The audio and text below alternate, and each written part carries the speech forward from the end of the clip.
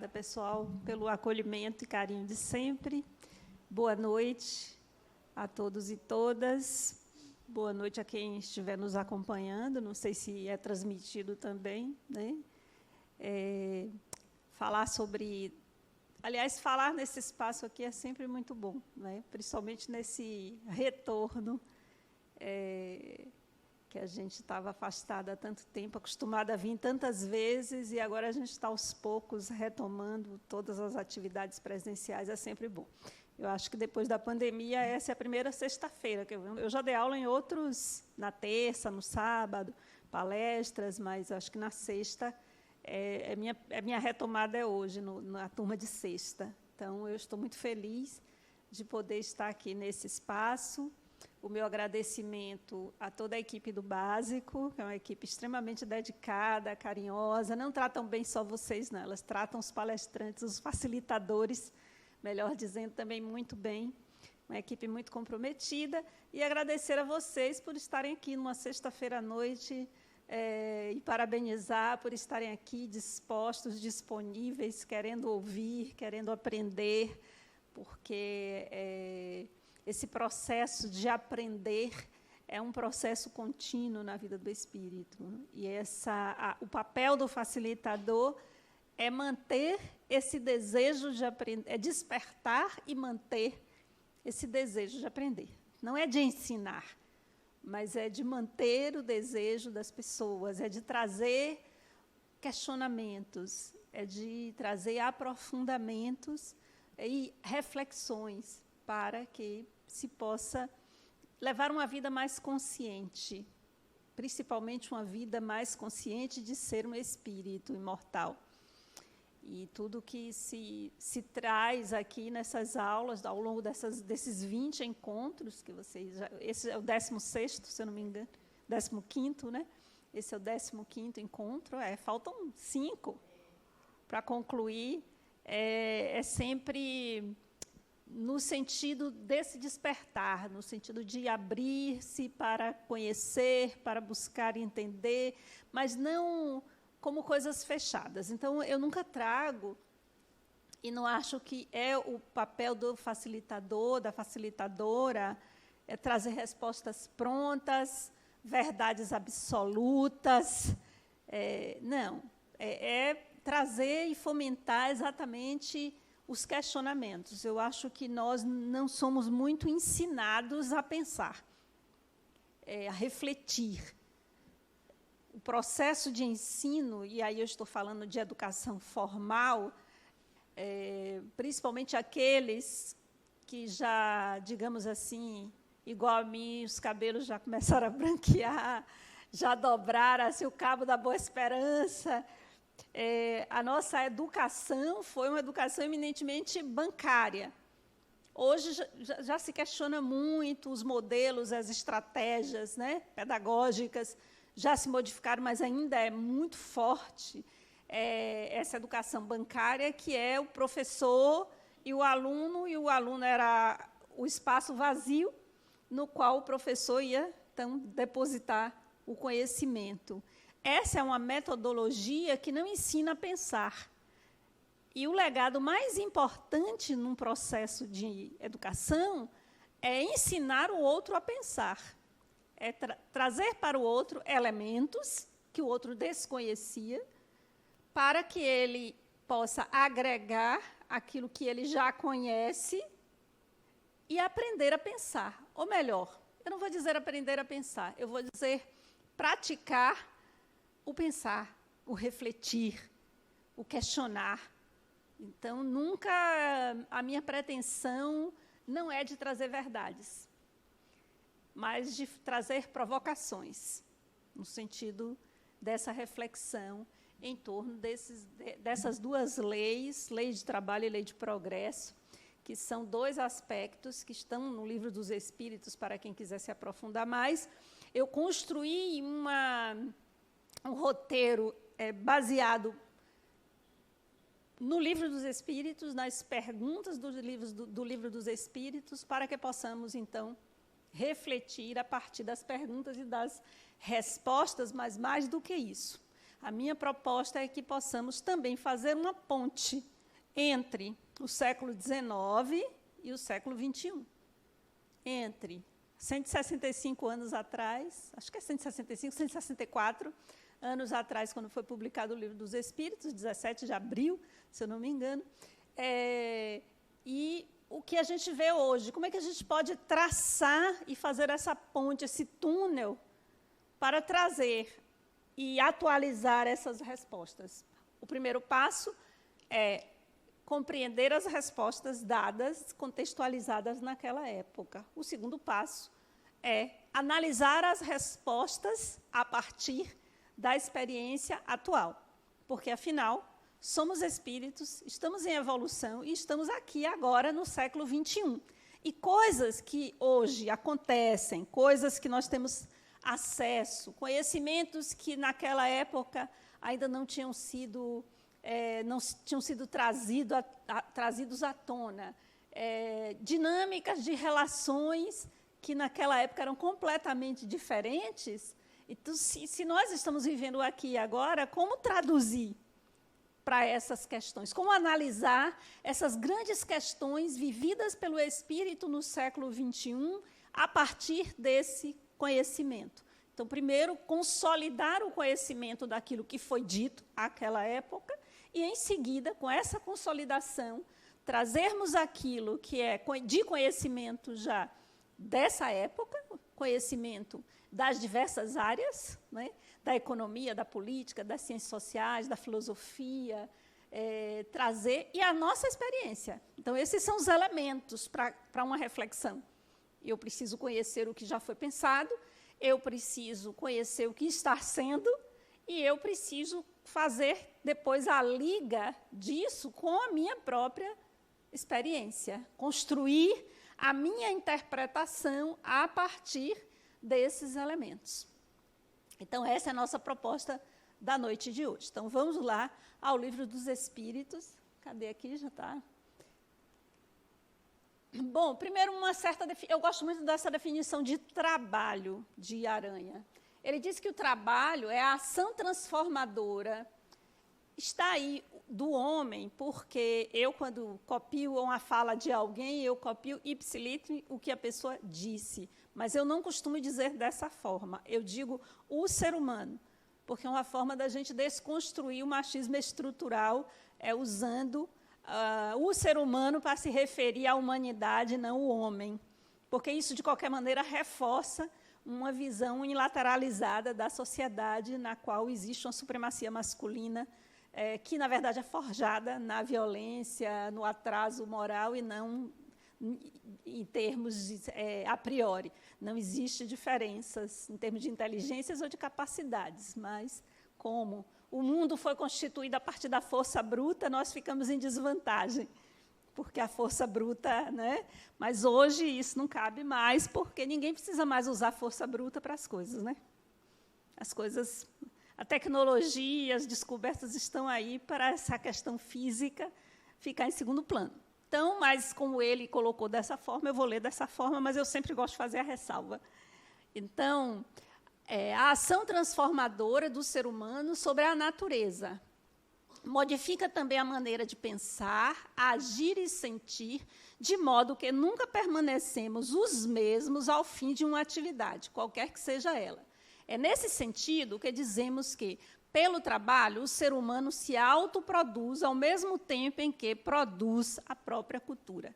Eu gosto muito, eu acho essa definição muito completa e uma definição que aproxima muito daquilo que os espíritos trouxeram como respostas aos questionamentos de Kardec, que é essa visão do trabalho, essa visão transversal e essa desconstrução do trabalho como uma atividade laboral que visa apenas a subsistência, ou que visa o status.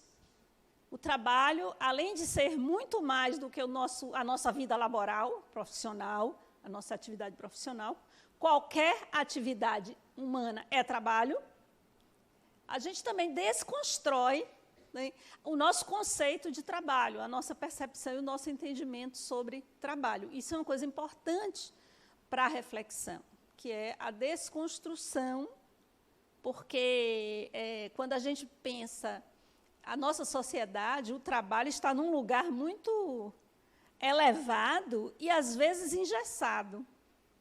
A pessoa, quando numa sociedade capitalista, sempre vai ter desempregado, porque é próprio do regime capitalista ter desempregado.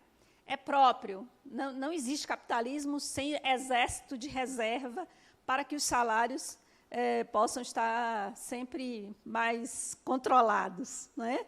Que é aquela lei, né? Oferta-procura. Então, tem que ter desempregado. É próprio do regime. E as pessoas que estão nessa condição, e nesse momento o nosso país vive uma situação bastante calamitosa em termos de desemprego, subemprego e precarização de vínculos de trabalho, as pessoas ficam psiquicamente doentes. Por quê? Porque alguém que não tem um trabalho é visto como alguém que não quer, alguém que é preguiçoso, alguém que é desvalorizado. E como é que ficam os sentimentos das pessoas nesse momento, né? A autoestima das pessoas. Então, entender trabalho como qualquer atividade que se faz, transcender essa visão do trabalho como algo que precisa ser formal, precisa ser a coisa mais importante da vida da pessoa. Eu acho que desconstruir isso é importante para que a gente comece a entender lei do trabalho com mais leveza, porque o trabalho, muitas vezes, para muitas pessoas, é um peso. Ao invés de ser algo transformador, é algo que é pesado. Por quê? Porque as pessoas fazem porque não tem jeito. Mas elas não gostariam de estar fazendo aquilo ali. Gostariam de estar fazendo outras coisas.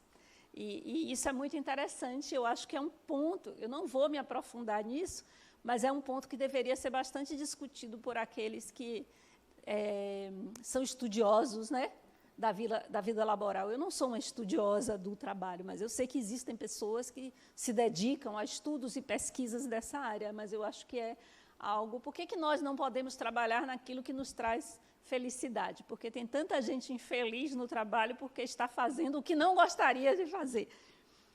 E quando a gente... Porque já que qualquer atividade é trabalho, existem coisas que a gente faz que não é considerado trabalho e que nos enchem de alegria e de prazer. E por que nós não podemos fazer isso? Não é? Por quê? Diga, pode falar, fique à vontade. Fiquem à vontade para falar, tá? Oi, boa noite, meu nome é Thaís. Eu não estou te ouvindo. Acho que não sei ouvindo? Agora. E meu nome é Thaís, boa noite. Eu acho isso realmente muito importante que você falou, porque isso interfere, inclusive, hoje, na estrutura que é a sociedade, onde as mulheres, felizmente, passaram a ocupar profissões, exercer parte, talvez, e até integralmente, no sustento da própria família. E pela busca dela, pela necessidade dela, muitas vezes, mas que hoje, mesmo que ela não precise fazer isso, a sociedade cobra que ela faça isso. E que, inclusive, a estrutura familiar hoje, ela está totalmente modificada, que poderia ser uma modificação até para melhor, mas, em alguns pontos de vista, se torna para pior. Porque hoje, educar os filhos se modificou para ser um serviço, onde é terceirizado para funcionários, porque hoje ou o pai e a mãe têm que trabalhar e a educação dos filhos ficou de forma secundária. E hoje é o reflexo do que é essa sociedade hoje, porque mesmo se um dos dois puderem diminuir essa carga de trabalho para se dedicar um pouco mais à formação moral, educacional, de forma geral, dos seus filhos, geralmente a grande maioria não quer abrir mão disso. Então, essa formação, que é tão importante, que é a educação dos nossos filhos, ela ficou de segundo plano. Eu escolhi isso junto com meu marido, eu abri mão da minha profissão, porque eu já me senti realizada. Eu já tinha galgado o que eu queria. E eu fui mãe um pouco mais velha, então eu queria me dedicar a isso, fazer algo por prazer. E eu me dedico plenamente a isso. Eu canso de ouvir pessoas me dizer, se eu não fico cansada de ficar sem fazer nada, Eu digo, quem me dera eu ficar sem fazer nada. Bota essa pessoa para ir tomar conta para ver. Entendeu? Se é sem fazer nada. É isso que eu falo. Então, hoje, a educação dos filhos virou segundo plano. E quando você se determina a querer fazer isso plenamente e não terceirizar essa responsabilidade a um funcionário, você ainda ouve chacota das pessoas, como se você não se cansa de ficar sem fazer nada. Imagine. Thaís, né? Thaís, muito boa a sua colocação. Porque, de fato, a sociedade capitalista, ela enxerga, você não está inserido formalmente no mercado de trabalho, como se você não trabalhasse. Por exemplo, pessoas que escolhem não ter vínculos formais, pessoas que escolhem, por exemplo, eu sou uma assídua frequentadora da Chapada Diamantina, né? Há muitos anos, às vezes eu vou 3, 4 vezes no ano, estou com muita saudade, porque só o ano passado eu fui, quando melhorou a pandemia, eu fui em novembro, e fui em dezembro, e fui para o Réveillon, porque eu estava com muita saudade de ir para lá e fazer trilhas, e tomar banho nas cachoeiras. E eu conheço muitas pessoas, então, lá, principalmente quando eu vou para o Vale do Capão, né, que é um lugar, que é uma vila e tal, e existem muitas pessoas que fizeram a opção por viverem lá. Viverem. Elas não querem acumular nada, elas vão, tem a horta dela, vende na feira, vive daquilo. E eu vejo algumas pessoas dizendo assim, você é maluco? Você é maluca? Ou seja, quem não se enquadra em um modelo que, a priori, se considera que é o modelo melhor, que é o modelo ideal, é alijado, né, do processo como se fosse alguém inútil. E a pessoa trabalha, porque viver, né, num lugar com simplicidade, arrumando sua própria casa, plantando sua própria comida, trabalha o dia inteiro. Assim como a mulher que faz a opção pelo lar, trabalha o dia inteiro. Não tem sossego.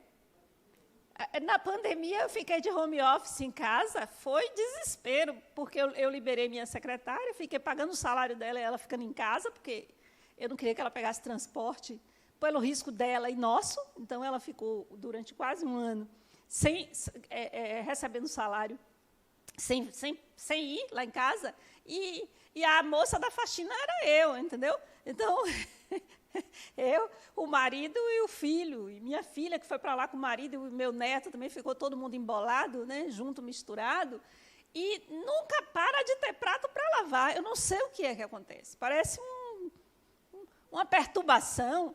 Você vai no banheiro, quando volta, tem copo, tem xícara, tem não sei o que, você lava. Volta, tem de novo. Eu digo, meu Deus, o que é isso? Estão fabricando aqui. Então, essa opção, o que eu estou colocando não é assim, então a mulher que resolve ir trabalhar está errado? Não.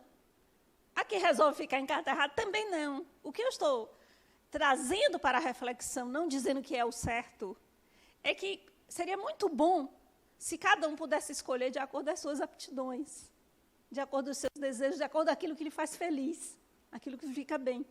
E, às vezes, nós não temos essas escolhas. Nós fazemos por necessidade, porque tem muitos casais que os dois têm que trabalhar mesmo para manter, né, dar sustentação material ao lar. Não é só por desejo de trabalhar, por realização pessoal, muitas vezes, e também pela estrutura que nós vivemos. Porque eu morei durante 6 meses na Suíça, fazendo um doutorado,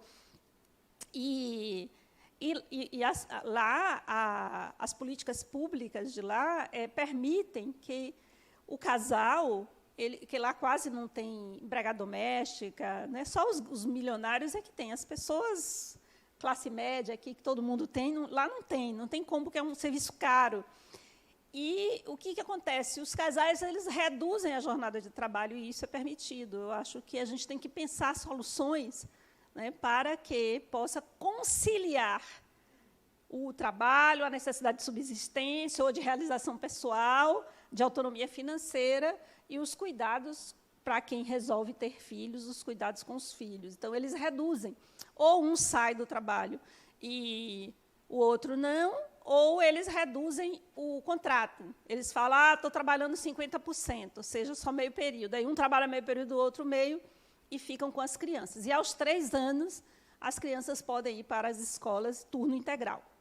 Então, e lá também existe uma facilidade de reinserção. As pessoas podem suspender suas carreiras, às vezes as mulheres ou o marido, depende, fazem uma suspensão de 1 ano, 2, ou até os 3 anos, e depois conseguem se reinserir no mercado. Aqui, se você passar 3 anos fora do mercado, nunca mais você acha vaga. É difícil, é muito difícil para quem se afasta um retorno. Mas é muito legal essa sua fala, porque colocar a mulher que faz a opção pelo lar como que não faz nada, é terrível isso, porque isso não é verdade. Eu convidaria a pessoa que diz isso a passar um dia no lugar para ver como é, né, o quanto se trabalha. E é uma função social. E precisa ser encarado. A maternidade é uma função social. Se as mulheres pararem de parir, acaba o mundo.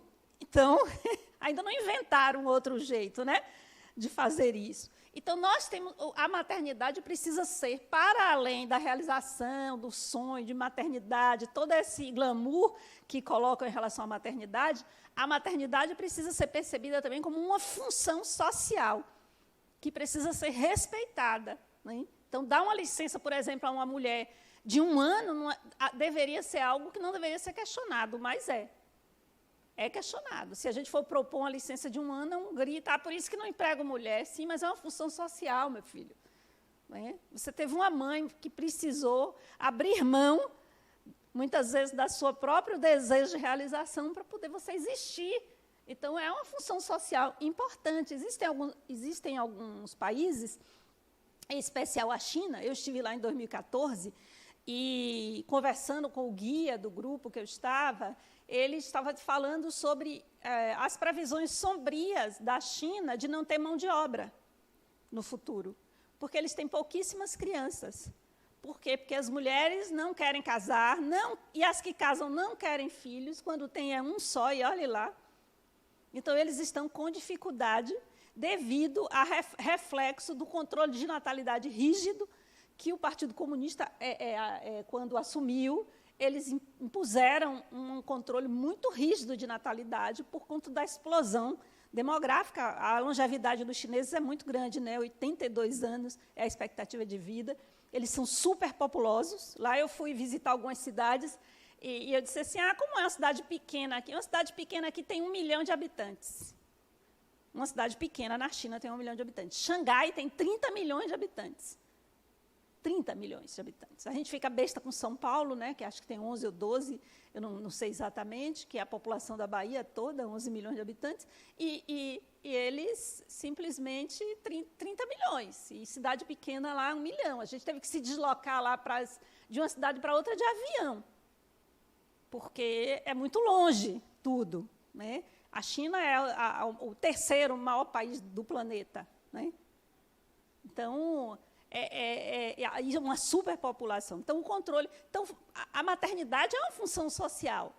Então, se uma mulher resolve parir, e o Estado deveria garantir que ela tivesse pelo menos 1 ano de licença maternidade para poder amamentar, para poder cuidar do seu filho nessa fase tão importante, né, em que tudo é tão importante. O carinho, a alimentação, o aconchego, o cuidado, vai estruturar uma personalidade e uma pessoa, tanto do ponto de vista físico quanto psicológico, muito mais estruturada.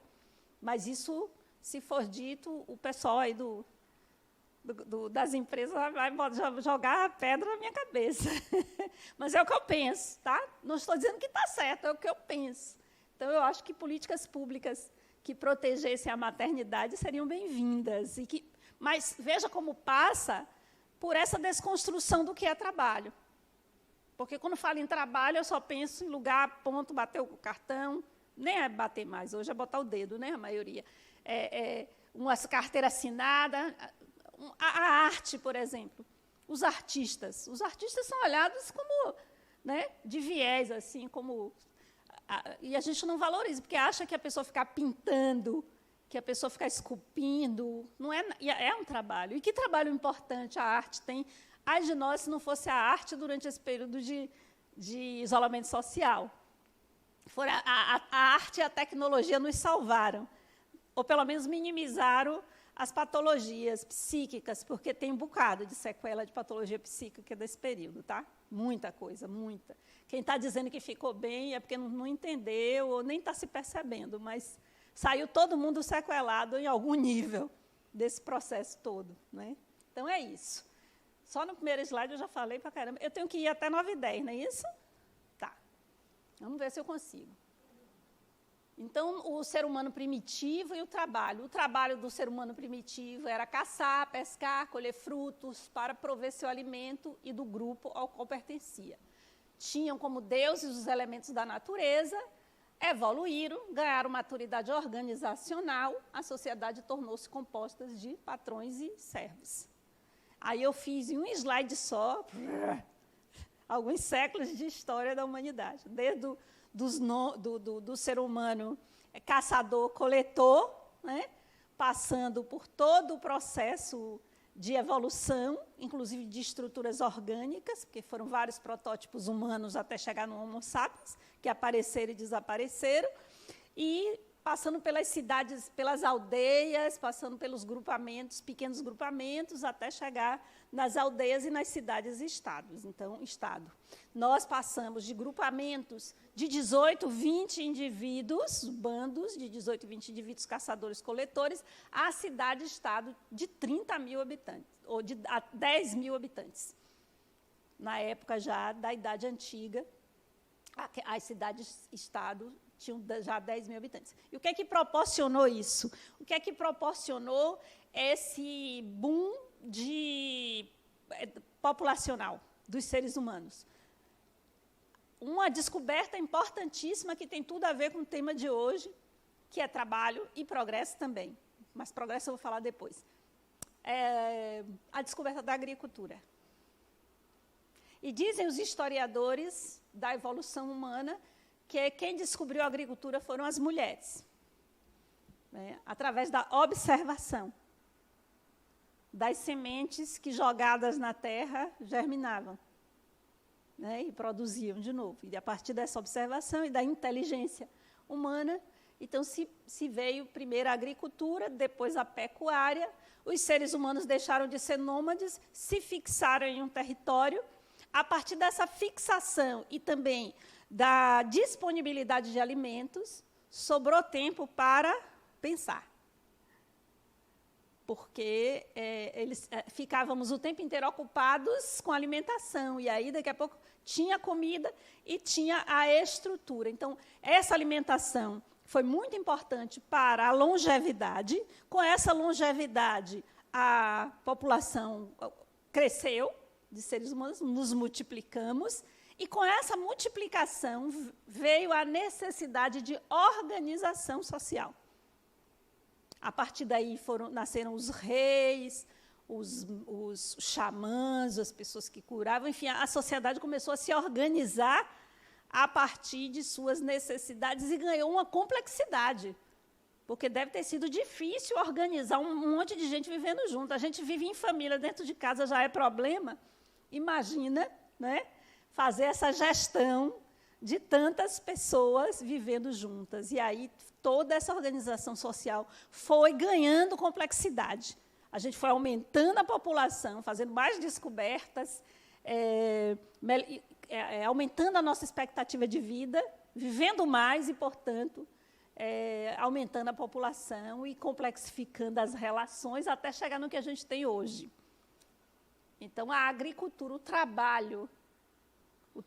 Então, o trabalho do homem primitivo era caçar, coletar.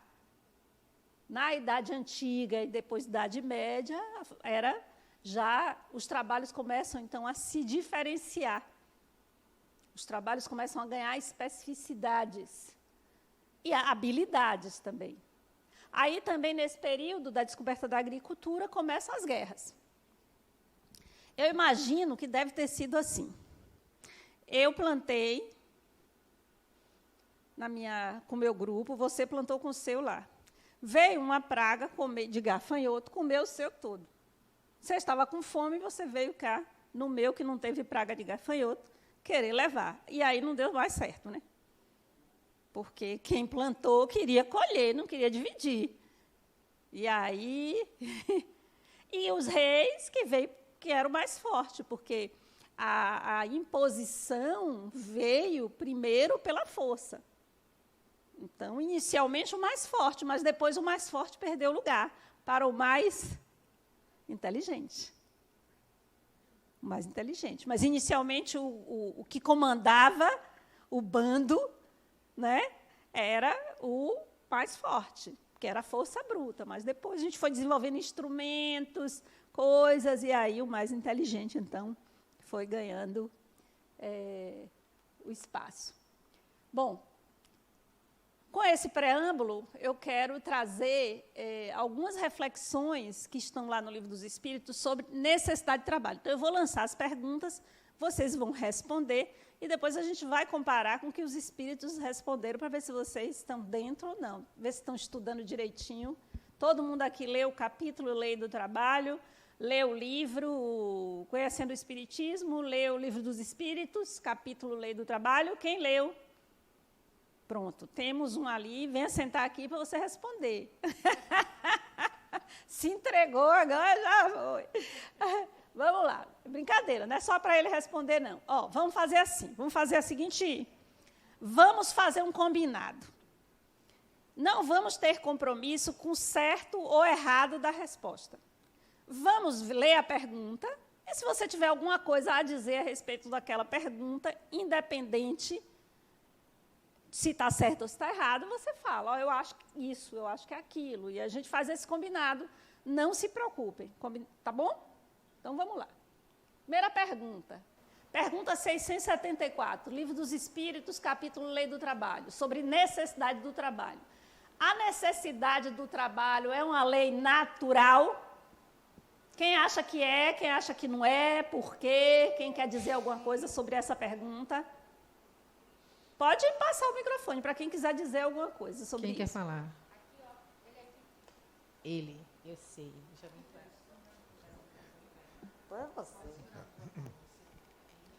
Ela é a lei natural porque ela faz parte do desenvolvimento do homem. Ela é inerente ao crescimento dele. Mais alguém? Diga o nome antes de dizer a resposta, só para eu... Livaldo. Livaldo. L-I, Livaldo. Livaldo trouxe ali, sim. Quem mais? Alguém mais quer fazer um comentário? Você? Não tenha medo, não. Pode falar. Aqui não tem reprovação, não. Aqui a gente passa por frequência.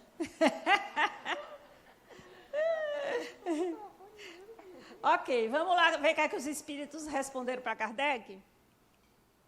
O trabalho é uma lei da natureza e, por isso mesmo, é uma necessidade. Olha, essa segunda parte que eu acho que é o mais importante para a gente trazer para os dias de hoje. Primeira parte é a gente entender que os espíritos responderam para Kardec que sim, que o trabalho é uma lei natural, ok? O trabalho é uma lei da natureza e, por isso mesmo, uma necessidade. Entendendo aquilo que a gente já falou antes, que trabalho é qualquer atividade desenvolvida pelo ser humano. Para a gente não ficar aqui preso na visão de trabalho, carteira assinada e cartão bater cartão, e cumprir jornada de 40 horas semanais. Tem gente que cumpre até 44. Né? Eu acho um absurdo, mas tudo bem. Né? Por mim, todo mundo só trabalhava 30 horas. Uma outra hora ia passear, ia dançar, ia brincar, ia fazer serviço filantrópico, ia aprender a tocar violão, ia ficar com as pessoas que gostam. Eu acho que ia ser uma maravilha isso, mas, infelizmente, não é assim que funciona, né? Só meu desejo. Mas eu gosto dessa segunda parte. Olha o que é que os espíritos dizem na segunda parte, para a gente aí trazer, então, agora essa ponte que eu propus para vocês para o século XXI. A civilização obriga o homem a trabalhar mais porque aumenta suas necessidades e seus prazeres. O que os espíritos estão dizendo? Que nós estamos trabalhando mais do que a necessidade da lei natural. Por quê? Porque criamos necessidades. A maioria das nossas necessidades são inventadas para nos venderem coisas. Temos um monte de coisas das quais nós não precisamos para viver, para ser feliz, mas inventam necessidades. E pior, acreditamos que se não satisfizermos essas necessidades, não podemos ser felizes. Eu só vou ser feliz se eu tiver isso, se eu tiver aquilo, né? Eu tenho que ter o celular tal, aí depois lançam outro, tal, depois lançam outro, não é? E as coisas são feitas para durarem pouco. E por quê? Porque logo inventam uma coisa e todo mundo fica... Aí vem o marketing, a propaganda, a lavagem cerebral, e aí você fica desejando. E isso é desde criança. Eu fico olhando meu neto assistindo programinhas no YouTube ou no canal fechado, alguns programinhas, e aí toda hora tem uma propaganda de um brinquedo. E aí bota aquele... Às vezes são os bonecos duros, mas bota tudo de movimento a filmar, inventa... E o menino fica louco por aquilo ali. Às vezes, quando você compra, ele nem tem tanta graça, porque não faz de verdade aquilo que a propaganda diz que faz, porque é tudo uma montagem. Então, são muitas necessidades inventadas. E nós, então, passamos a trabalhar de forma extenuante para satisfazermos essas necessidades. É uma reflexão para o espírito encarnado no século XXI. Afinal de contas, por que estamos correndo tanto para chegar mais rápido no cemitério? Eu considero que o trabalho também ele é profilático e salutar. Sim. Por experiência própria, eu digo. Eu me aposentei em 95 e fiquei 3 meses em casa só lendo. Aí me apareceu dor no corpo e eu digo, eu tive aí, fui para a rua para fazer trabalho voluntário. Isso. Mas se fizer exercício físico também ajuda. Se ficar em casa só sentado lendo, mesmo que para quem é mais jovem, as dores aparecem, mas se fizer exercício físico. Mas veja isso que interessante, que casa exatamente com o que eu estava dizendo anteriormente. Se você trabalha em algo que você gosta, que lhe traz, para além do retorno financeiro, satisfação, é ótimo, claro que é salutar, claro que ajuda, né? Então, é importante, a reflexão aqui é em torno de por que nós temos que trabalhar tanto. Qual é o propósito? E quando alguém resolve trabalhar menos, a pessoa diz que é maluco. Você está ficando doido, está isso, está aquilo. Fale, pronto, temos um depoimento aqui de nossa amiga, como é seu nome? Yasmin, nome de minha sobrinha. Yasmin, minha sobrinha é Yasmin, sem Bem, eu. boa noite. Tá. Então, eu tenho, assim, experiências de 2 coisas relacionadas ao trabalho. Eu trabalhava de carteira assinada, comecei a trabalhar já desde 17 anos, e um belo dia eu olhei assim e vi que eu tinha uma oportunidade no mercado de trabalhar para mim. Então, por isso que muitas vezes as pessoas optam por trabalhar na rua, porque você trabalhar para si próprio do que você gosta, até você se estabilizar, não é fácil, é doloroso. Eu senti isso na pele. Então, quando eu decidi trabalhar para mim, eu passei por uma série de coisas e fiquei analisando, disse, poxa, eu não vou mais voltar. Eu quero ir para frente, então eu vou manter minha decisão.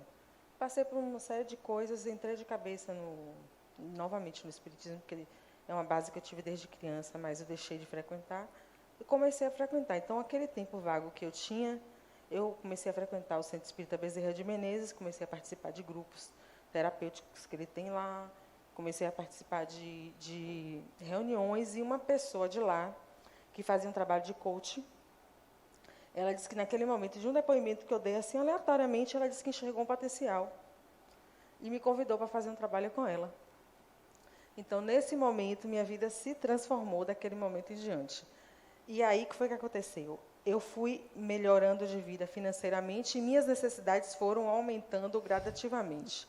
Cheguei em um momento que eu disse, não, peraí, tenho que parar aqui.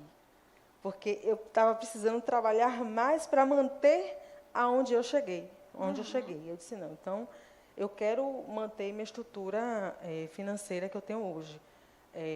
eu quero fazer minha atividade física, eu quero concluir minha pós. Então, eu comecei a ver o que era realmente necessário para eu manter a minha vida mental bem, meu corpo físico bem, porque eu já estava começando a ficar doente, porque eu precisava trabalhar muito, eu precisava ter mais clientes.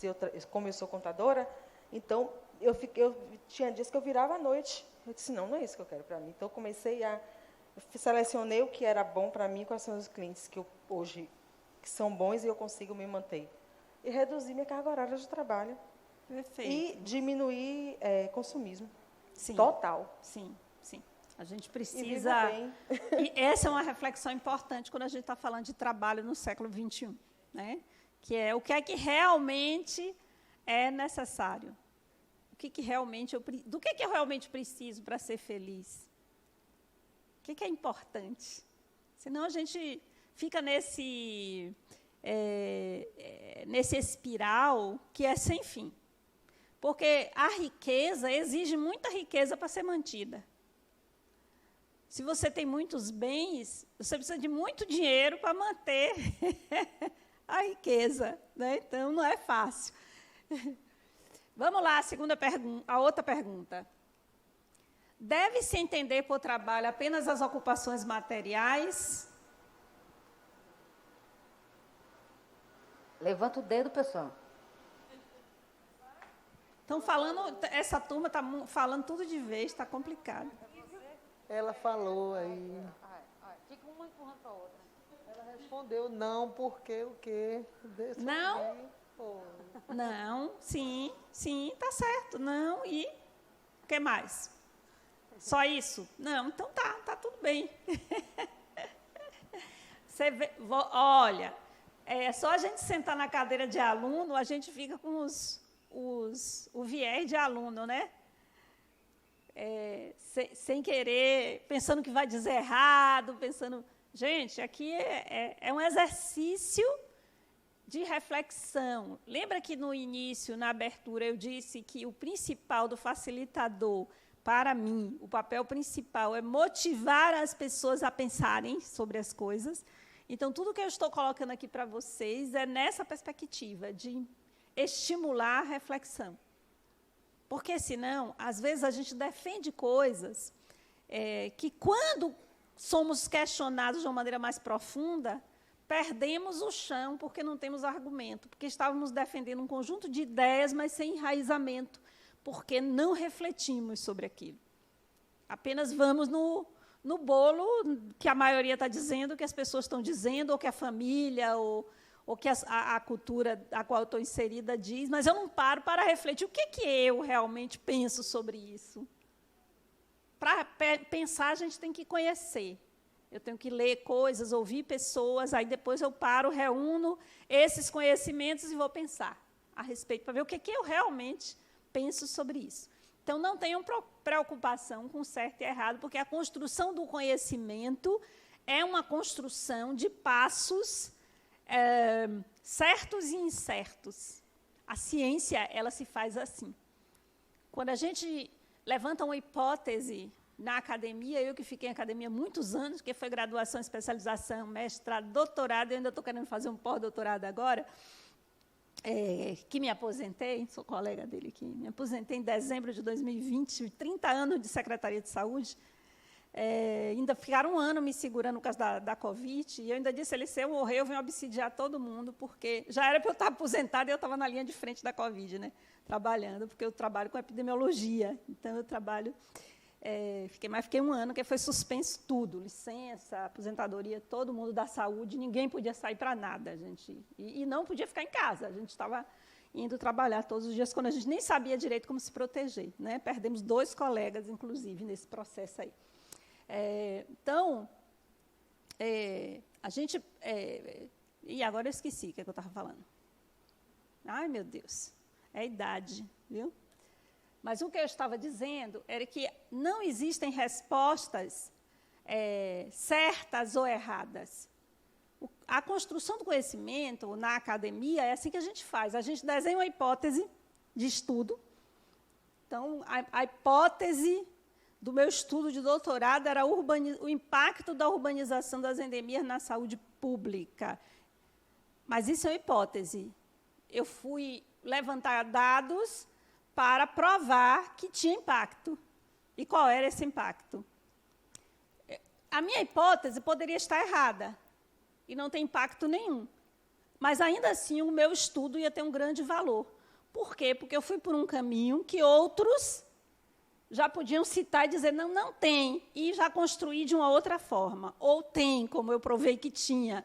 E aí eu posso construir a partir disso. Então, a gente precisa exercitar o aprendizado e o conhecimento dessa forma. Então, mesmo quando eu vou por um caminho que se prova um beco sem saída, outros não vão mais por aquele beco. Outra coisa já é construída a partir dali. Então, é igualmente importante.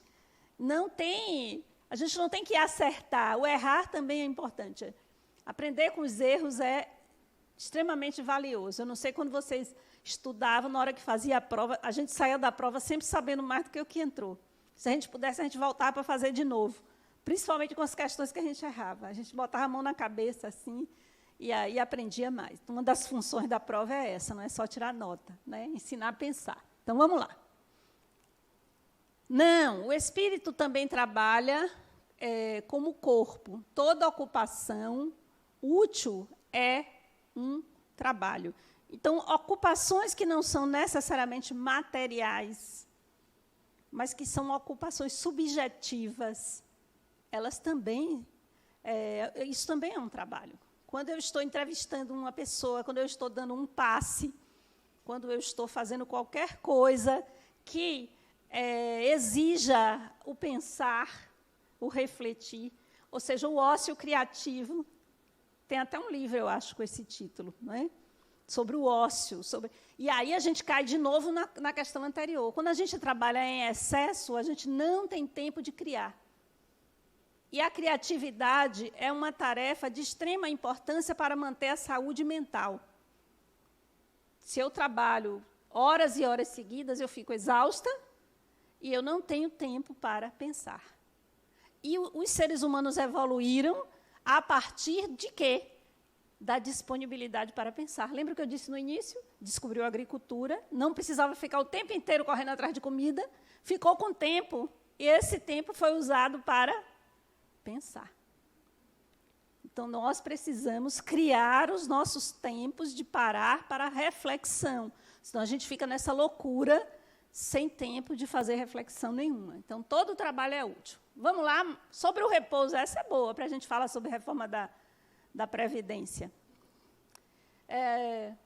Uma vez que o repouso é uma necessidade após o trabalho, não é ele uma lei natural, eu não vou nem perguntar a vocês isso, porque é meio óbvio essa, né? Vamos ver o que é que os espíritos responderam. Sem dúvida. O repouso serve para reparar as forças do corpo e é também necessário, a fim de deixar um pouco mais de liberdade, a inteligência, que eu acabei de falar, só está reforçando, que deve se elevar acima da matéria. Isso foram os espíritos que responderam. Todas essas questões que eu estou trazendo aqui estão no livro dos Espíritos, capítulo Lei do Trabalho. O que pensar dos que abusam da autoridade para impor a seus inferiores o excesso de trabalho? Olha se essa questão não é atual. Totalmente atualizada. Né? A gente está vendo aí pessoas jovens em vínculos totalmente precarizados de trabalho, que, para conseguirem o sustento das suas famílias, estão, por exemplo, dirigindo 14, 15 horas por dia. São jovens, principalmente os jovens, que a gente, depois que dobra o cabo da Boa Esperança, nem aguenta dirigir nem 2 horas no engarrafamento, quanto mais 14, 15 horas. Eu, pelo menos, quando fico no engarrafamento, me dá uma cãibra louca, não dá mais certo, meu joelho dói, meus ossos dói, não dá certo. Mas as pessoas trabalhando vão ser jovens, condenados a daqui 5, 6, 10 anos, cheios de problemas de saúde. Coluna. Pode ter certeza. Porque você ficar num trânsito como o de Salvador, dirigindo 10, 12 horas por dia para conseguir ter um rendimento razoável, para poder pagar moradia, comida, escola de filho, e todas essas despesas que a família dá, não é brincadeira.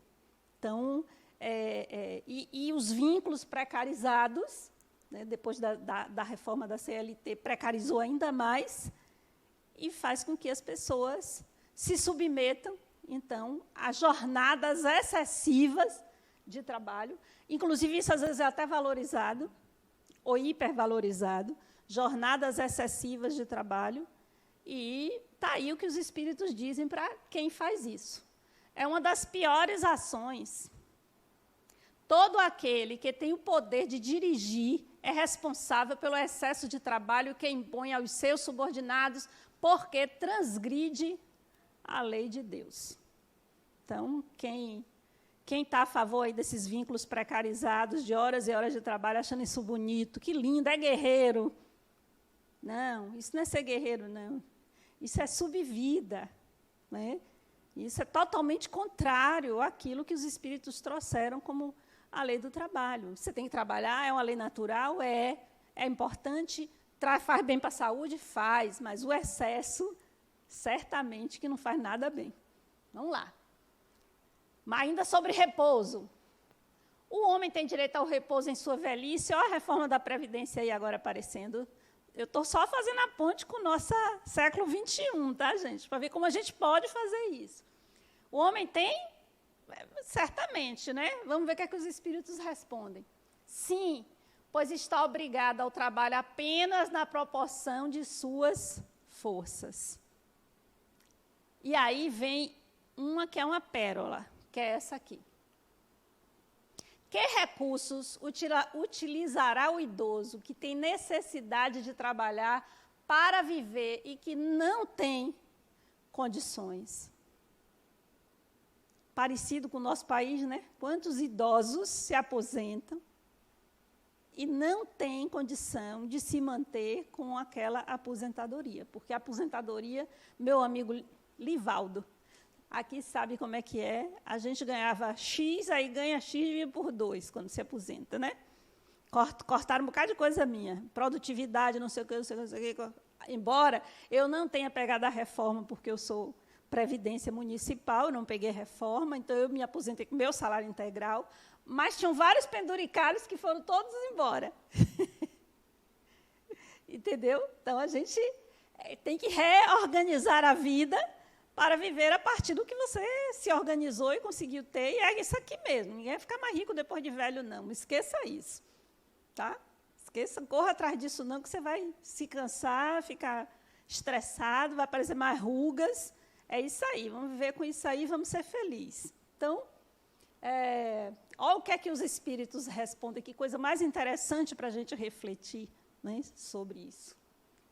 O forte deve trabalhar para o fraco. Na ausência de uma família, a sociedade deve ampará-lo. Olha que coisa maravilhosa que os espíritos respondem. O forte deve trabalhar pelo fraco. Mas tem gente que diz assim, previdência, um vai trabalhar para dar sustentação ao outro. Não tem pessoas que pensam assim? Tem pessoas que pensam assim. Previdência não é para dar lucro. Previdência é uma política social que, quando diz assim, a sociedade, está falando em políticas públicas de amparo às pessoas que não têm condição. E isso está lá, os espíritos instruindo como é que a gente deveria organizar as nossas leis humanas, de acordo com a lei de caridade, de acordo com a ética cristã. O forte ampara o mais frágil. Quem tem mais, dá mais. Quem tem menos, dá menos. Assim, todo mundo contribui. Mas, muitas vezes, a gente não para refletir, às vezes a gente apoia determinadas coisas sem parar para fazer essa reflexão em torno do significado das coisas. Então, essa resposta aí é uma resposta de chamamento à previdência social, não é?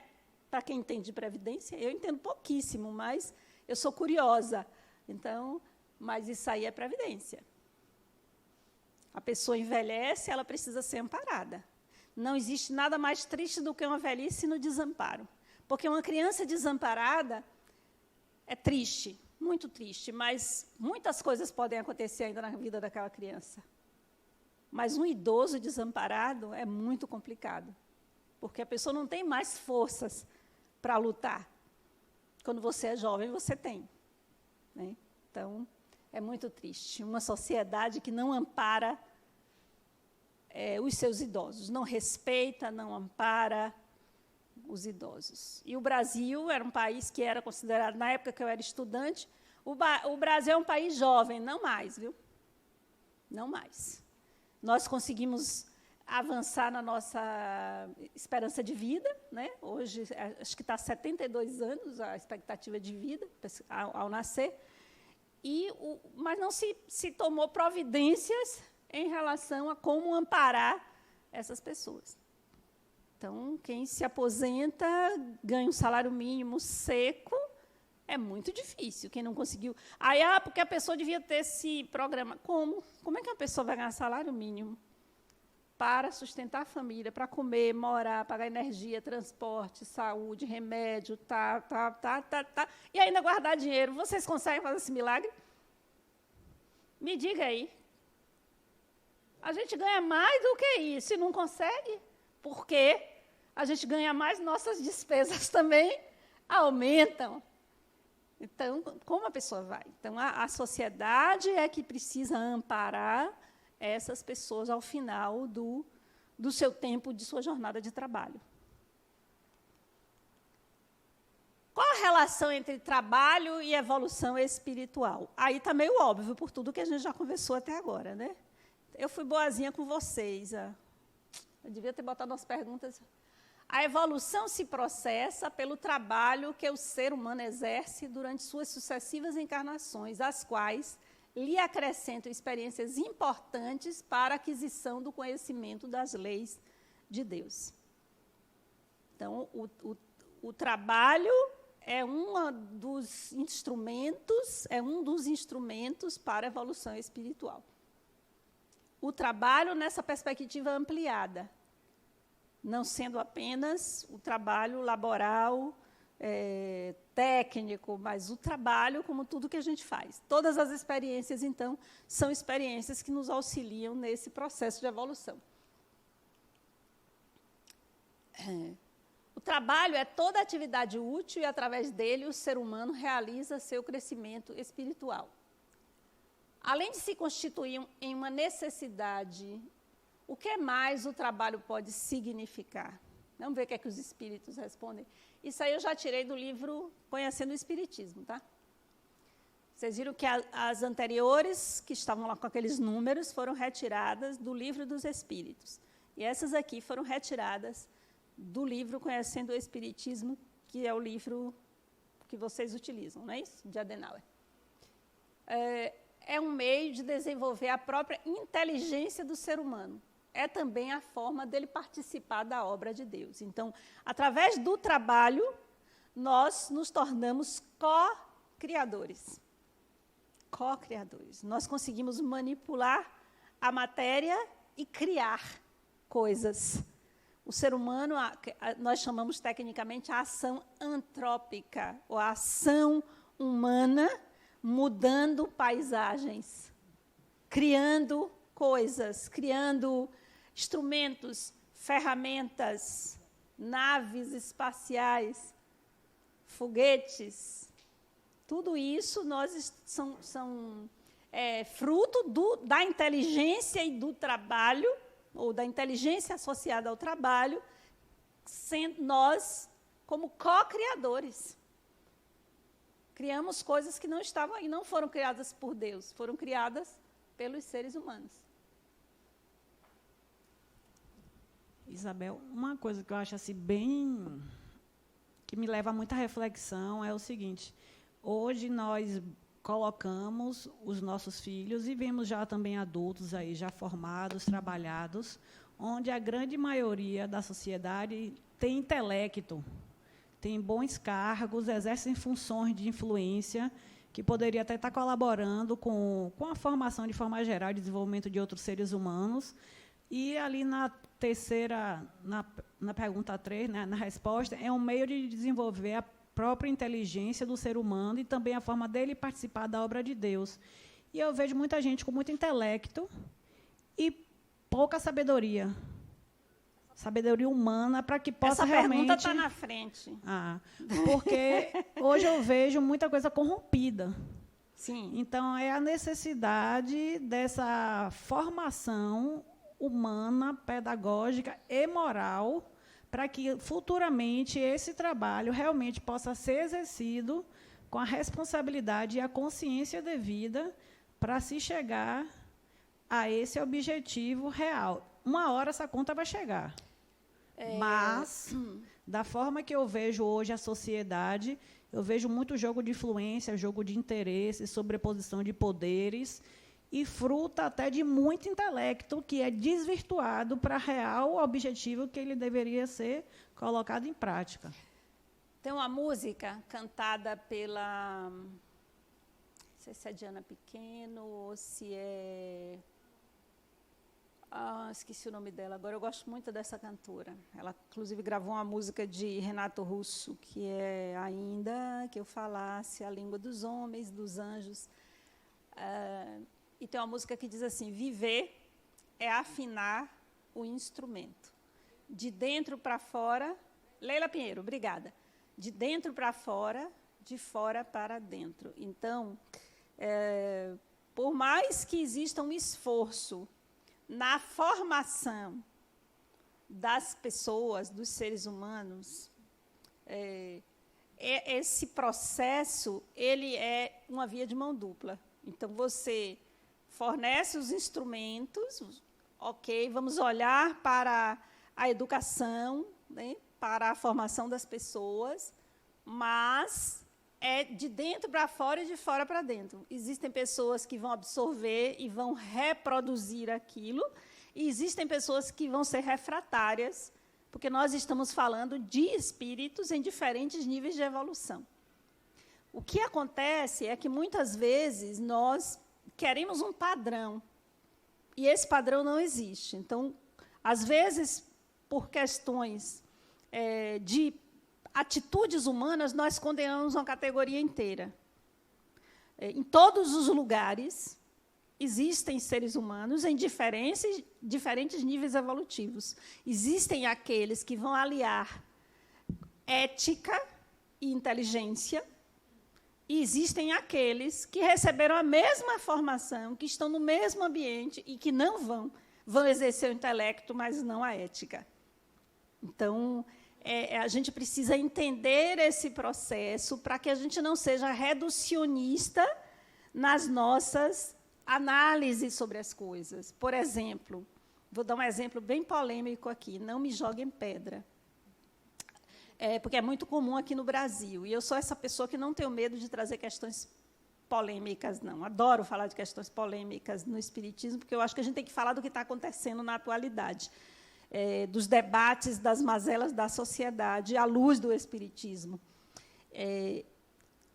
Todo político é ladrão. Essa é uma forma reducionista de lidar com uma situação e ficar até na zona de conforto. E aí eu não preciso me envolver com nada disso. Existe político ladrão? Óbvio, né? Corrupto? Óbvio. Ninguém vai dizer que não. Todos. Premissa correta, conclusão errada. A mesma coisa de dizer assim, todo homem trai. Vamos trazer para uma coisa mais. Existe homem que trai um bocado, né? Mas é correto a gente concluir que todos? Não. Então, por quê? Porque nós estamos lidando com seres humanos. A gente, por exemplo, uma forte crítica existe hoje ao povo evangélico, por causa do seu dogmatismo, por causa dos seus, da sua rigidez, né? Aquelas coisas todas que a gente... Todo evangélico é assim? Não. Então, a gente não pode se referir à atitude de pessoas condenando uma categoria inteira, porque o nome disso é preconceito. Então, eu já fico de antemão, dou uma sentença e quero separar as pessoas. Então, essas pessoas que comungam disso aqui é todo mundo bom. Tem um bocado de espírita que não presta? Tem. Tem, não é só porque a pessoa, às vezes, porque fulano é espírita. Se fosse assim, não tinha João de Deus, não tinha esses tantos aí que fazem exploração, não só sexual, mas exploração mesmo da fé das pessoas, mistificação. Então, você não pode. Aí você vai condenar o espiritismo ou todos os... Não. Então, a gente precisa entender que o grande desafio, na verdade, está no próprio ser humano, como medida de todas as coisas, o ser humano. Por mais que você se esforce para dar formação, para organizar as coisas, mas o ser humano, então a gente precisa entender que as coisas são dessa forma e fazer essas análises, porque senão você corre o risco de cair em duas coisas que virou uma epidemia hoje em dia, que é o simplismo e o reducionismo. Respostas simplistas para questões complexas, não. Reducionismo, que é isso que eu disse, que é, se uma pessoa faz, eu vou condenar a categoria inteira. Se tem um médico que age de forma arrogante e grosseira, eu vou dizer, os médicos são todos assim. Não.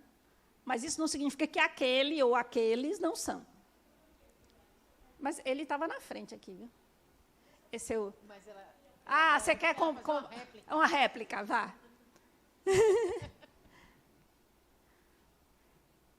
Mas, quando eu me refiro a isso, é porque eu falo o seguinte, com a evolução de tudo, da mesma forma que existe hoje a necessidade, a consciência da importância da formação intelectual pedagógica, que se estimule também, onde se é devido, não só na família, mas nas instituições de educação, se despertar essa formação dessa educação emocional, para não dizer moral, para não fazer associação à religião, mas que seja uma formação de inteligência emocional, porque hoje já é sabido a necessidade de uma formação pedagógica consistente, mas também de uma formação moral mesmo, para que se possa atingir esse objetivo. Eu entendi o que você colocou, eu só estava ampliando e dizendo assim, que só você dar formação não é suficiente, mas não que não seja, que não se deva fazer.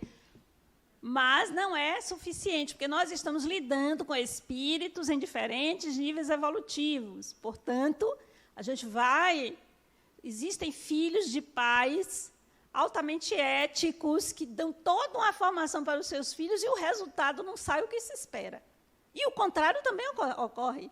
A gente fica pensando, deve ser filho do vizinho, porque ou trocaram na maternidade, porque às vezes a pessoa é completamente diferente, né, dos pais. Eu estou falando aí no nível de ética, de forma de se conduzir. Por que eu estou falando isso?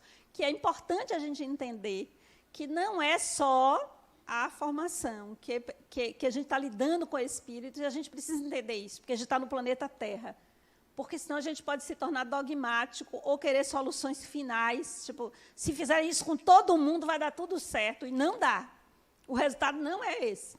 Você bota todo mundo na sala, dá a formação, bota ali, vai sair cada um de um jeito. Os filhos são assim, a gente cria lá e tudo, e cada um sai de um jeito diferente. Entendeu? Era isso que eu estava pensando. Eu estava só ampliando o que você trouxe, que é super importante. Eu vejo que a vaidade, o egoísmo e a necessidade de poder do mais forte sobre o mais fraco é a chaga de tudo isso aí. Sim, você foi mais assim drástico do que eu. Quando eu não quis dizer assim do jeito que você disse, mas quando eu digo assim, são espíritos em diferentes níveis evolutivos, eu estou querendo dizer exatamente que nós ainda estamos, a maioria dos espíritos que vivem no planeta Terra ainda não conseguiram vibrar no bem coletivo. Por isso que a sociedade é dessa forma. No dia que 50% mais um começar a vibrar, a gente começa a mudança. Mas a gente não alcançou isso ainda. A gente alcança isso do ponto de vista das leis, não é? A gente faz cada lei tão bonita, mas na hora de executar, que entra aí esse elemento humano, aí já não dá mais certo, exatamente por conta do nosso... Tem um slide para frente aí, vocês estão se adiantando, é melhor porque eu estou aqui avançando no horário, mas tem, se eu não me engano, tem uma pergunta aí sobre evolução moral e evolução intelectual. Como é que isso anda? Eu não gosto muito de usar a palavra moral, você vê que eu falo ética, porque moral, para mim, tem cheiro de naftalina, sabe? Quando as pessoas ficam, por quê, né? os valores morais da família, fica parecendo aquelas famílias tradicionais, sabe, do tempo do Império, em que reinava a hipocrisia e, na verdade, não era nada daquilo, aquela coisa bolorenta ainda, né? Tipo família, propriedade, um homem de bem, essas coisas me... Aí eu não gosto de usar moral, mesmo porque a moral de cada tempo vai mudando, né? A moral vai mudando. A ética é algo diferente, né? A ética ela pode estar presente em qualquer sociedade que tenha qualquer tipo de valor moral, mas a moral ela vai mudando de acordo com o tempo, de acordo com a classe social, de acordo... Então, aí é por isso que eu não gosto muito de usar a palavra moral. Eu prefiro usar ética. Tá? Vamos lá, então. Existe trabalho nos mundos mais adiantados? Ou será que a gente não podia desencarnar e ficar de folga, né? A gente já trabalha tanto, eu digo, meu Deus do céu. Eu tenho um irmão, meu irmão caçula, é médico. Somos os mais jovens, somos 6 filhos, e eu sou a penúltima, ele é o último, nós 2 fizemos área de saúde, ele fez medicina, eu fiz medicina veterinária, ele fez o mesmo mestrado que eu fiz, em tempos diferentes, mas depois, quando nós entramos no doutorado, entramos juntos no mesmo doutorado. Ele passou em 3º lugar, eu passei em 4º. E quando foi escolhidas as pessoas para irem para o doutorado de sanduíche na Suíça, nós 2 fomos escolhidos para irmos para a Suíça pelas notas e tal, não foi por causa de parentesco, não. Então, a gente anda muito junto, né? E aí ele, sonhei que a gente estava na beira de uma estrada, teve um acidente, e a gente estava lá dando socorro às vítimas. Eu digo, meu filho, pelo amor de Deus, deixou eu dormir. Eu já trabalhei o dia inteiro, aí de noite ainda vou dar plantão, não está dando certo isso. Pois é, a gente não vai se vestir de branco e ficar dançando no meio das flores, lá na colônia espiritual. O que é que a gente vai fazer? Nos mundos mais adiantados, os espíritos também trabalham. Então, aqueles que estavam achando que não ficasse fazer nada. E sempre de acordo... Agora, aqui é que é o mais legal. Sempre de acordo com suas necessidades. Quanto mais grosseiras sejam elas, mais material é o trabalho que executam. Não há ociosidade no universo, nem existe paraíso de inatividade. Eu gostei muito disso porque, na minha adolescência, eu fui da Igreja Católica. E eu era do grupo de jovens da Igreja de Santana, ali eu cantava no coral, participava de missão de férias, estudava evangelho toda terça-feira na casa de Padre Luna. Mas depois eu cansei porque eu não queria ir para o paraíso. Isso era um problema. Eu achava o paraíso muito chato, eu ficava pensando, meu Deus, eu vou morrer. Vou ficar na eternidade sem fazer nada. Eu estou achando o inferno mais interessante. Entrei em crise, né? Então eu gosto muito de ouvir isso aí, que não existe ociosidade. Entretanto, não existe sobrecarga. Ou seja, as pessoas, os espíritos, pelo que a gente lê nas colônias espirituais e na vida na erraticidade, há trabalho, mas há lazer, há descanso, há uma composição, né, de tempo que favorece a saúde mental. Se nós queremos trazer aquilo que nós almejamos como vida espiritual para cá, a gente tem que reformular a maneira como nós vivemos aqui. Eu sempre digo, gente, o mundo dos espíritos é aqui. Não fique assim, porque no mundo dos espíritos, se eu sou espírito, você é espírito, ela é espírito, onde é o mundo dos espíritos? Não é aqui também? Se a vida é um contínuo? Então, aquilo que a gente almeja no mundo espiritual, a gente não deve buscar construir aqui? Não seria maravilhoso construir um planeta, uma sociedade na qual existisse empatia, fraternidade, equidade na distribuição das riquezas? E quando eu estou falando riqueza, a riqueza do planeta Terra, que é água, abrigo, alimento, para todo mundo. O planeta Terra pode sustentar todo mundo. Todos. Por que a gente não vive dessa maneira? Por que a gente guerreia? Por que uns têm acesso à saúde e outros não têm? Se está tudo aí, foi descoberto e poderia estar disponível para todas as pessoas. Então, por que uns têm acesso ao alimento, outros morrem de fome, porque tem gente morrendo de fome nesse exato momento no mundo, quando o mundo produz toneladas e toneladas de alimentos. Essas são reflexões para a gente fazer. Que sociedade é que eu quero construir? Né? Que sociedade é que eu quero construir? Vamos lá. Lei do progresso. Saímos do trabalho para o progresso. Tendo o homem no seu estado de natureza menos necessidades, isento se acha das tribulações que para si mesmo cria, quando no estado de maior adiantamento. Diante disso, o que se deve pensar da opinião dos que consideram aquele estado como da mais perfeita felicidade na Terra? Vou traduzir isso aí, porque a forma de perguntar é meio rebuscada. Existem pessoas, e ainda hoje existem os saudosistas, que pensam que aquela época em que os seres humanos viviam no planeta Terra como nômades, por aí, caçando, coletando, colhendo, era felicidade. E existem pessoas que querem voltar a isso. E os espíritos estão dizendo que não. Que, na verdade, era a felicidade da ignorância. Não era a felicidade da consciência, consciente. Às vezes eu digo, a ignorância é uma bênção, não é? Às vezes, quando a gente não sabe das coisas, a gente fica feliz porque não sabe. Eu sou da área de saúde. Quando meus filhos, que eu tenho 3, quando eram pequenos, né? Graças a Deus, está todo mundo grandão, só tem um em casa, a caçula, que eu estou doida que saia também.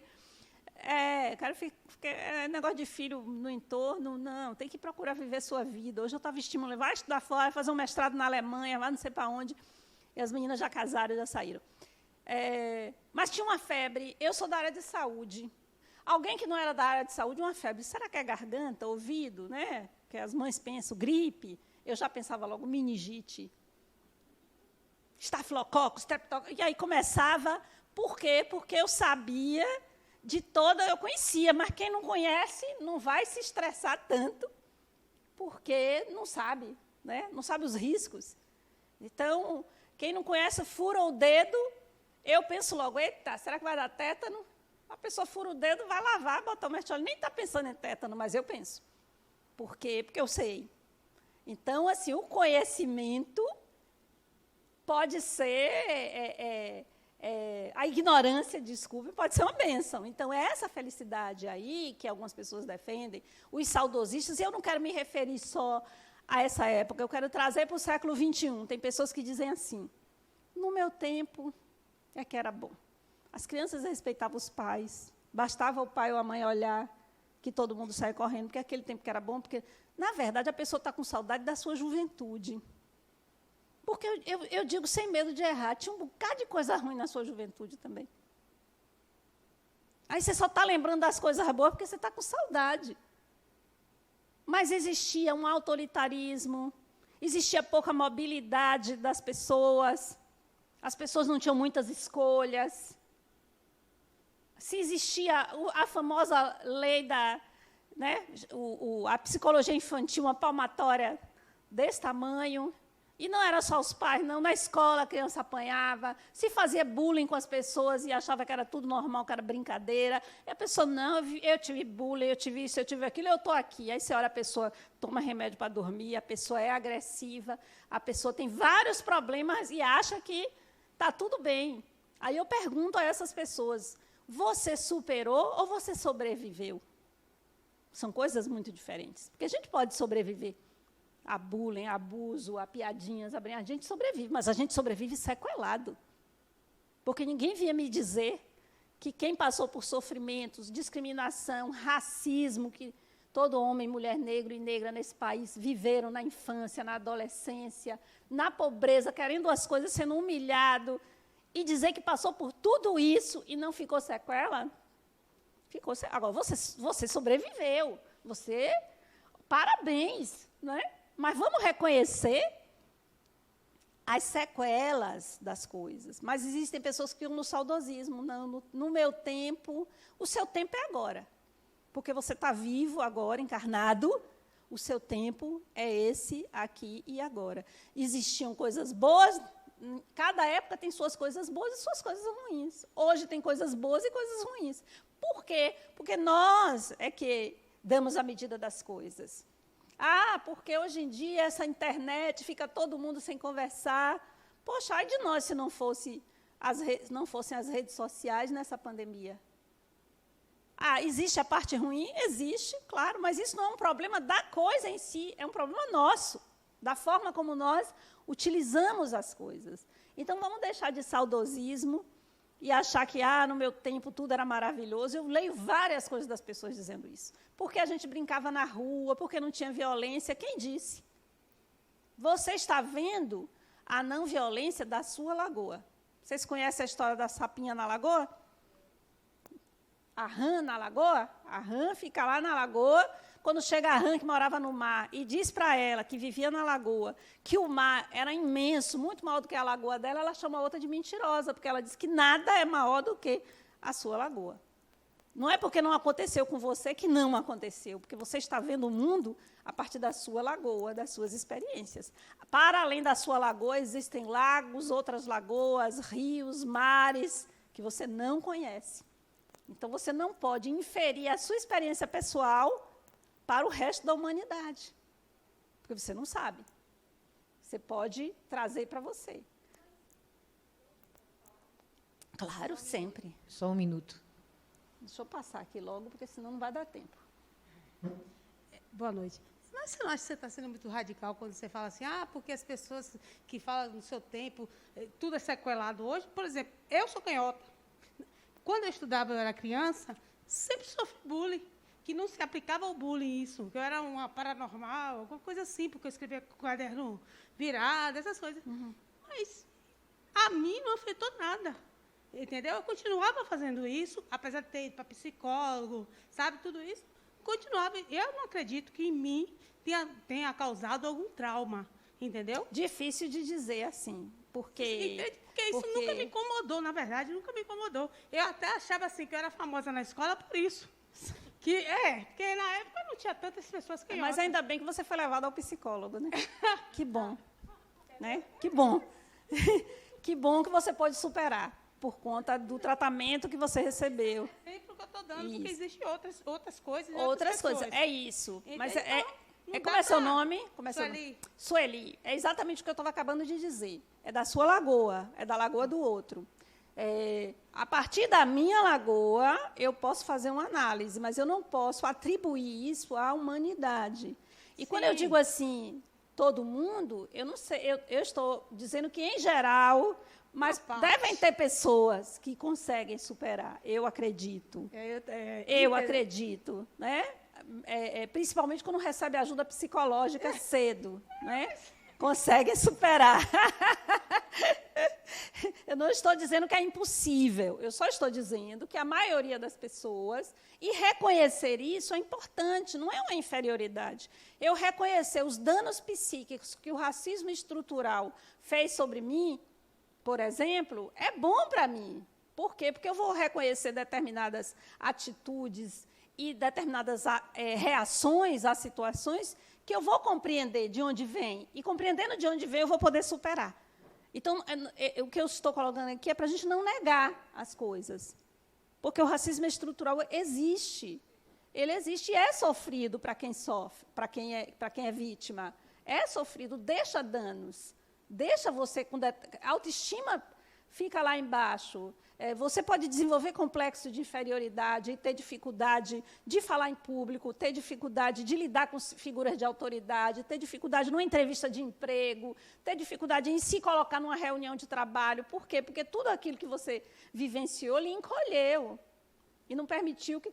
Agora, eu vou dizer que 100% das pessoas são assim, eu não vou me atrever a isso, mas que dificilmente alguém vai passar por esse tipo de situação e sair liso, sem nenhum tipo de sequela, é bem difícil. Mas eu não estava nem me referindo a isso, eu estava me referindo ao saudosismo, de achar que um tempo era tudo maravilhoso e que hoje é tudo ruim. Tinham coisas boas e tinham coisas ruins, e hoje tem coisas boas e coisas ruins.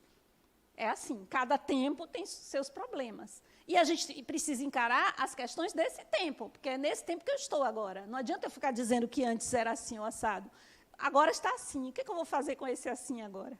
Como eu vou lidar, como eu vou analisar, como eu vou me posicionar. Agora eu vou correr um pouquinho senão eu não consigo concluir, porque eu sou faladeira demais. Qual a causa das desigualdades sociais? São resultantes do estágio primário de evolução em que ainda se encontra a humanidade.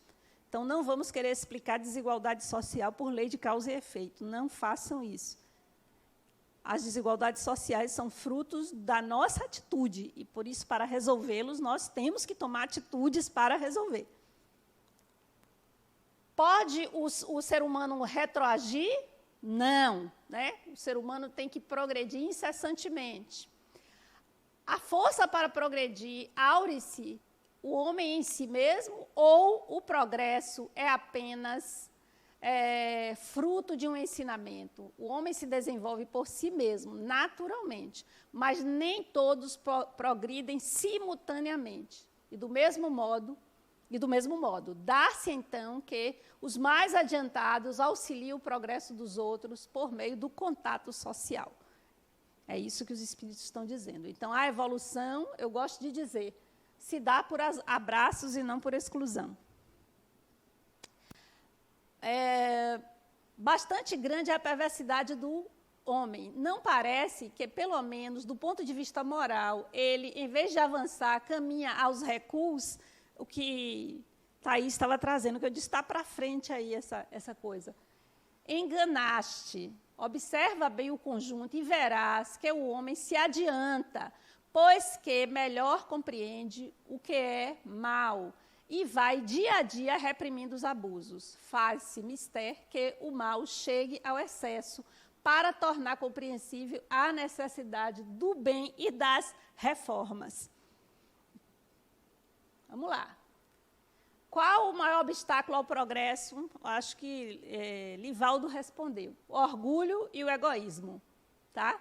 Aí tem o adendo para responder lá a Thaís.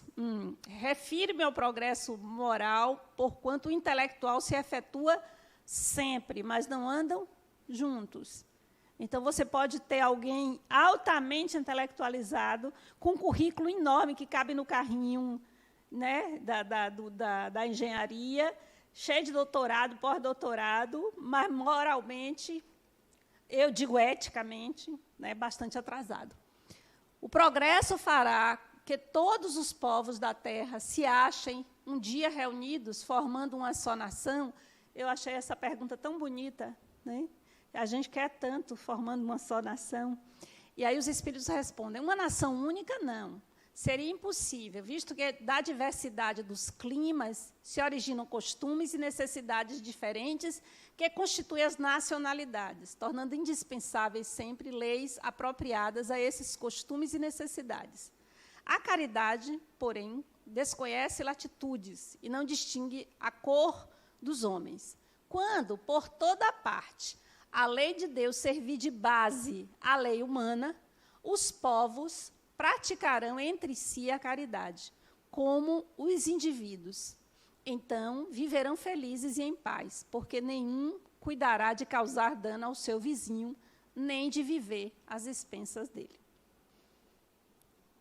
Então, a gente até faz bastante leis na perspectiva de uma sociedade mais justa, mas a gente não aplica essas leis. A execução dessas leis é que é o nosso maior desafio. Ou a execução de condutas éticas que não estão nas leis, mas que são éticas, que nós deveríamos, porque às vezes a coisa não está na lei, mas não é ético fazer. Não é proibido, mas não é ético fazer. Qual o principal elemento do progresso social? A educação, que nossa amiga ali trouxe. É porque vocês se adiantaram. Então, hoje nós vivemos os paradoxos da contemporaneidade, que é a obrigação versus a espontaneidade, o interesse próprio versus o altruísmo. São coisas que nós precisamos vencer. Deixa eu ver se ainda dá tempo. Dá. Ainda tenho 10 minutos, né? Não é 9 e 10? Eu tenho 8, vixe. Bondade e gentileza Bondade e gentileza na sociedade. Nós precisamos de educação, de exercício diário de estar bem consigo mesmo, respeito aos espaços coletivos, respeito às leis de convivência social, Atenção às suas atitudes. Será que eu não estou incomodando os outros? Empatia. Se perguntar se vale a pena determinados embates.